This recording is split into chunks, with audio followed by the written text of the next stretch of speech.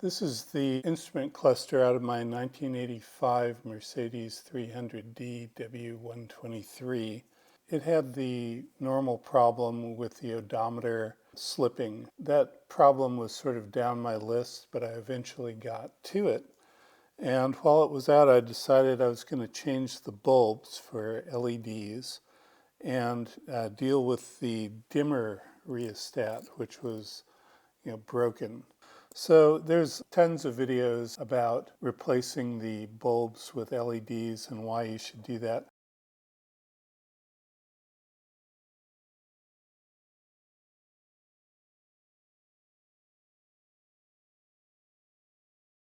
And there's lots of videos about replacing your rheostat or just doing a bypass across the metal bars on the back. I thought I can actually replace that with a pulse width modulation motor controller or LED lighting controller. Okay, so let's start with the LEDs. We're going to try to remove the bulb from this little holder and replace it with an LED. The size you actually want is called a 509T. Okay, so what we're going to have to do is push these little prongs in. There's one on each side, and then the bulb and the prongs will slide out. This isn't too hard. Just need something thin to go in there. Kind of get it started on that side.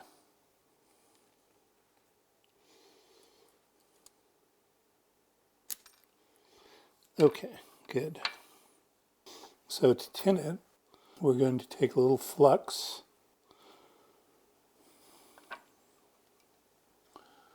and just put a little down around the wire.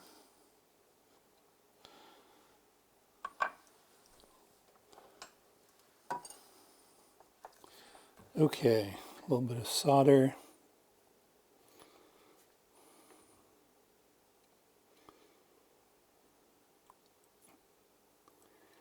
And we really don't want a lot. So we're going to take the X-Acto knife and just shave off a little bit of the sides there. And the first thing we'll do though is take the LED, the actual LED out of its plastic.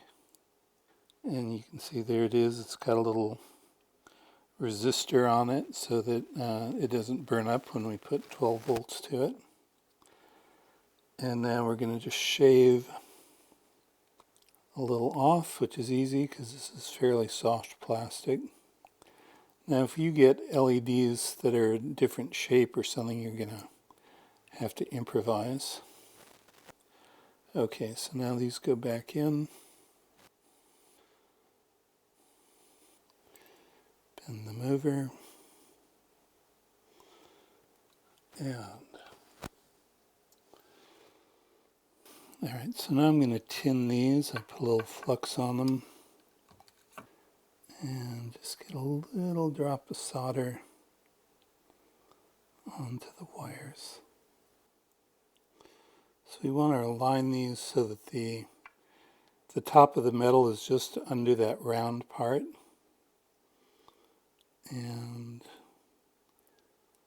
bend the little wire from the LED over. And now we'll just touch the iron to it. And if we tinned it, okay, it should bond.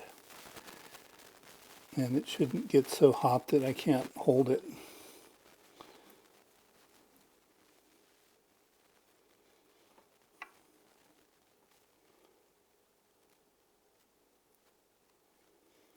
And that's good, right like that. Do the other side.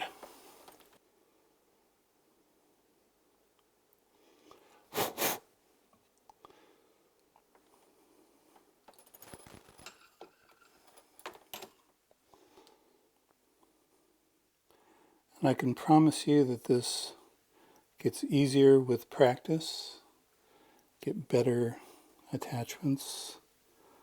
Okay, yes, this is the one we want, right?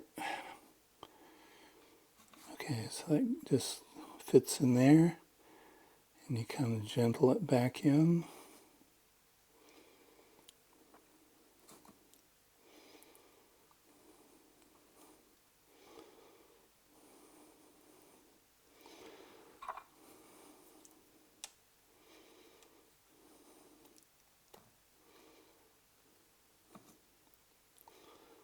And then it goes. Okay. So because this is a diode, the current will only flow in one direction, and that's not it.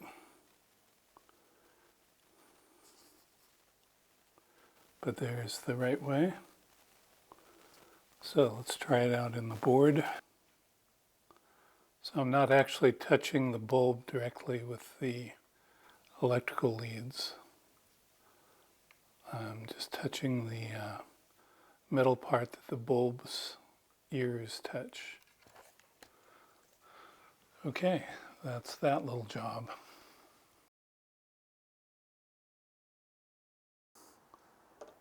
This is 1/8 inch brazing rod, which I got from a welding supply store. Honestly, you could do this in steel because the original piece was in brass. And, you know, I have some brazing rod anyway. I decided to do it in brass. I don't think the steel is likely to rust very much in the inside of your car. If it is, you've got bigger problems. So all we're going to do then is flatten one end of this rod. You want to use a piece that's a little bit longer than you're going to need, and then you can trim it down. And so, you know, we're just going to whack it.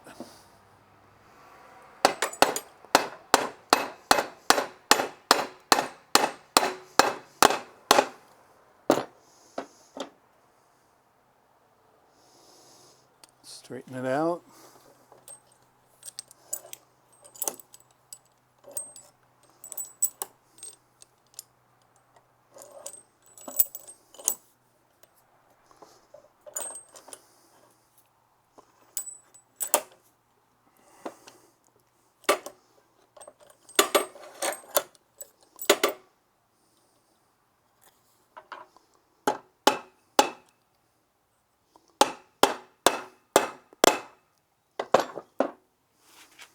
All right, so I think, just eyeballing it, yeah, it's very close.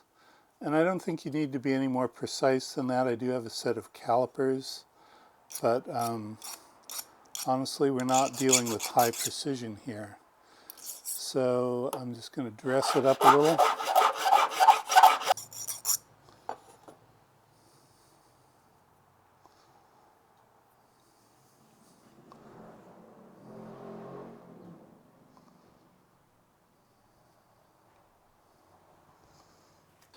Okay, so now I've got to drill a hole for that 1/8 inch bit of brazing rod down the front of the potentiometer knob. And because this thing is just, you know, very flimsy, I don't want to like put that pressure on these components, you know, on the internals of that. So I'm going to put it in the vise between a couple little blocks of wood, and that should hold it, you know, without allowing any pressure to go on the mechanism.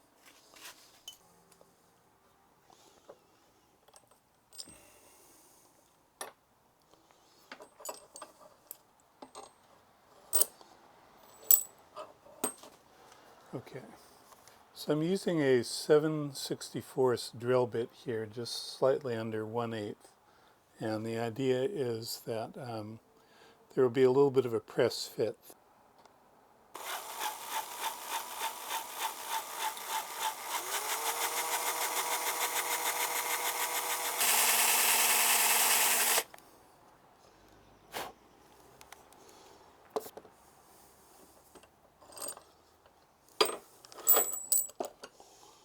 Okay, it's still a little tight. I think what I'm going to do is work on this end with the file.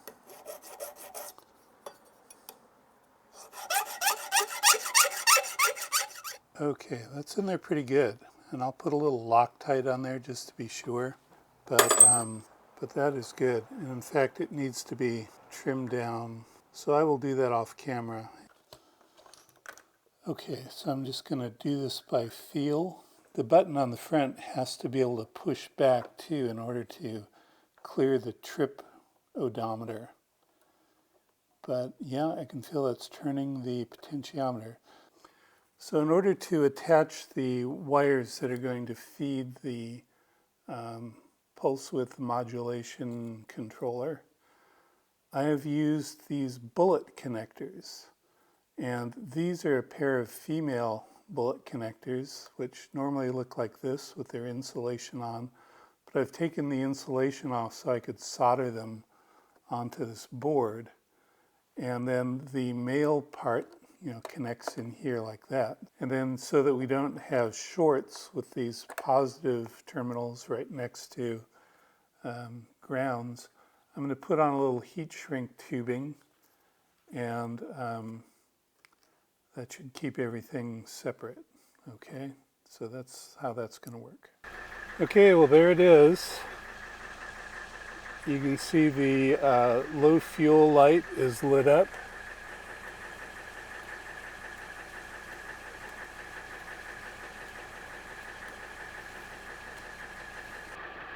So here's the dimmer.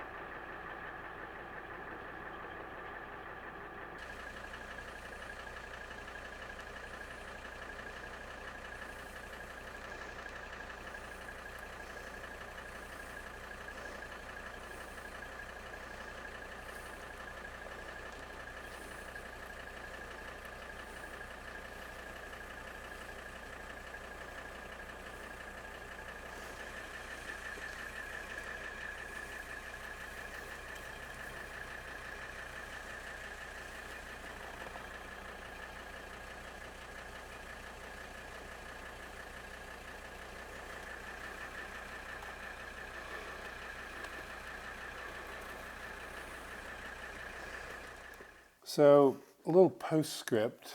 When I put this all in, I found that it was hitting some of the stuff in back. So I got back on eBay and looked around, and what I found was a nice little PWM controller for RV lighting. It's a dimmer switch for RVs. This one was actually rated for 4 amps, and this one for 3. I don't know that I believe that, but we'll see.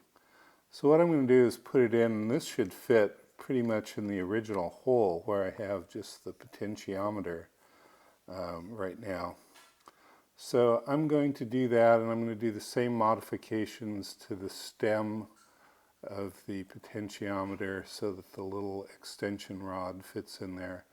And I don't think I'm going to show you all of that, but I'll show you when it's back in. It should be much neater. And again, what you're looking for is kind of a 3-wire setup where the positive is not common between the power source and the motor. So on this one, the positive is red. The black wire goes to the positive on the LED lights, and then the white is actually the ground. Okay, so I'll show you what it all looks like when I've got it done. All right, well here it is all back together. And you can see that it's quite a bit smaller. It's in fact smaller than the original rheostat that was there. So I think that's going to fit just fine. And so let's go see. So you can see the instruments are back in the dash, and they fit in there very snugly. And everything is working in terms of the dimmer switch. So yeah, I think we can check this one off the list.